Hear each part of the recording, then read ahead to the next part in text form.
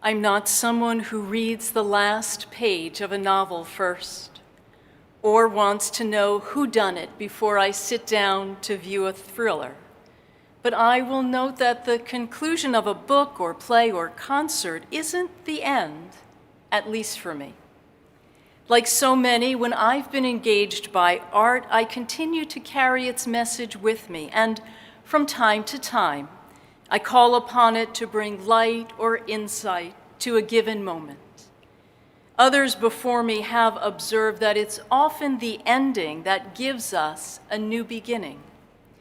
So let's jump to the end of our marvelous signature portion in which the Israelites ford their way toward freedom by walking on the riverbed after God has parted the sea.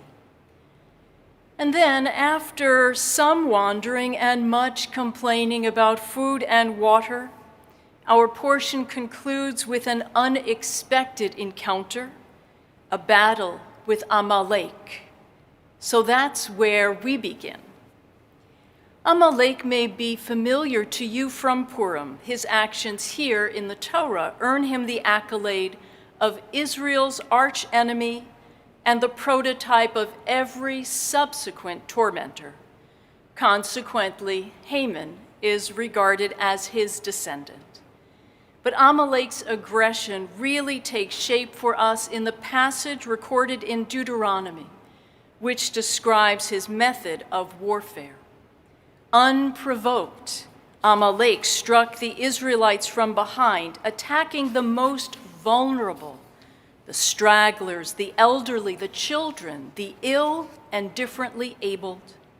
These are the victims of Amalek's dirty ploy.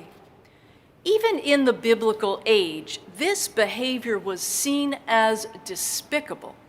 It was so egregious that God instructs Moses to write it down as a reminder for future generations and to remember to blot out the name of Amalek.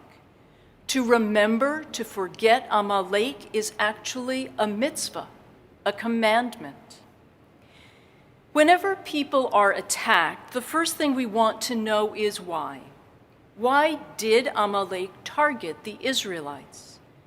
And the only explanation is sinat chinam, senseless hatred. Just because of senseless hatred. So just because becomes our starting point on this Martin Luther King weekend as we consider senseless hatred in our own day. While in the last century, Jews and the African American community had a shared identification around oppression, ours in the day of Pharaoh, theirs enduring through Juneteenth, our lived experiences differ. But senseless hatred, quotas, discrimination, and unprovoked violence is something that we all understand. We Jews have quaked with equal parts anger and fear during the Charlottesville rally when protesters shouted, "Jews will not replace us." And we as Americans have been equally outraged by the open animosity that has led to the deaths of so many Black and brown men and boys. The death of George Floyd sparked a national conversation which is still just at the beginning. It is not the last page of the saga, but the first page. On a weekend established to honor and commemorate King's dream of equality and the remarkable strides in civil rights which his leadership made possible, any celebration is tempered by the challenges to democracy that are building from sea to shining sea, among them the erosion of rights guaranteed to all citizens, whether through voting access, voter suppression, redistricting, or invalid certification of the vote count. At its root is the same baseless hatred. No one can explain why all Americans don't have access to what is their right as a citizen.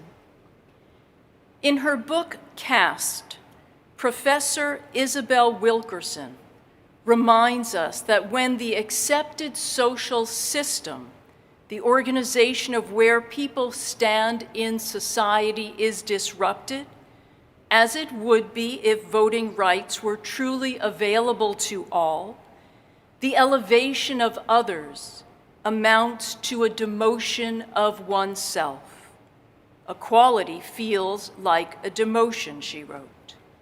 After all, who are you, she asks, if there is no one to be better than? Senseless hatred permeates and underlies the idea of white supremacy and its less antagonistic cousin, privilege. When fear of being displaced lingers behind every interaction, justice and equality for all becomes fraught with disdain for those who threaten your status. So years after social and legal progress, inspired by the work of Martin Luther King and others like him, our nation is not only split, but stuck. Stuck like the Egyptians whose chariot wheels were mired in the mud, who could neither move forward nor return to an earlier time. And so when the waters came back together, the Egyptians drowned. Senseless hatred divides us today, and we are suffering, drowning in waters of intolerance and ill will. Yesterday, David Brooks titled his column, "Why Are So Many of Us Behaving Badly?" He observes, hostility seems to be growing as care for one another is falling, citing a rise in polarization, hatred, anger, and fear. Putting the welfare of others on an equal level with your own, we used to call that civics, a close relation to the word civil, meaning courteous, and civilization, the kind of society we used to value. Is it so hard to put on a mask to protect the health of others? Is it so difficult to refrain from a temper tantrum on a plane and not engage in a fist fight? Is it unreasonable to expect civil discourse and civic values to guide the work of our legislators? And though we may hear our elected officials refer to one another as the honorable, it cannot mask the divide. Is there a way forward? Just as we look to the Torah for enduring wisdom, so we turn to history for its lessons. On Thursday, I led a book discussion for the Women's Auxiliary, whose plot was set in the McCarthy era with its comprehensive and debilitating contagion of the Red Scare. As infectious a threat as the Omicron variant is today, being accused of being un-American then hung over the head of every citizen. Daily interactions always carried the worry, would their loyalty come into question? McCarthy, a self-appointed autocrat who sought power by debasing, scaring, and prosecuting people on false claims of disloyalty to build his own power base, had a powerful hold over the imagination of every American. They feared McCarthy as they came to fear one another for being denounced. And here you might think about the Texas reproductive laws that have just come to fruition, but I digress. And what disarmed this Amalek of the 1950s? A simple question, posed by an attorney named Joseph Welch, who asked, "Have you no sense of decency?" And those words opened the floodgates, exposing McCarthy for the tyrant he was. Decency. Would a call for decency today, urging the listener to see the humanity in others, to recognize the divine spark that dwells in each one of us, have the same effect? Would it move us from hoarding power, position, and authority for ourselves to make room for others, to demand of our representatives that they remove the artificial barriers that prevent all of us from enjoying the rights enshrined in our Constitution? Well, would it?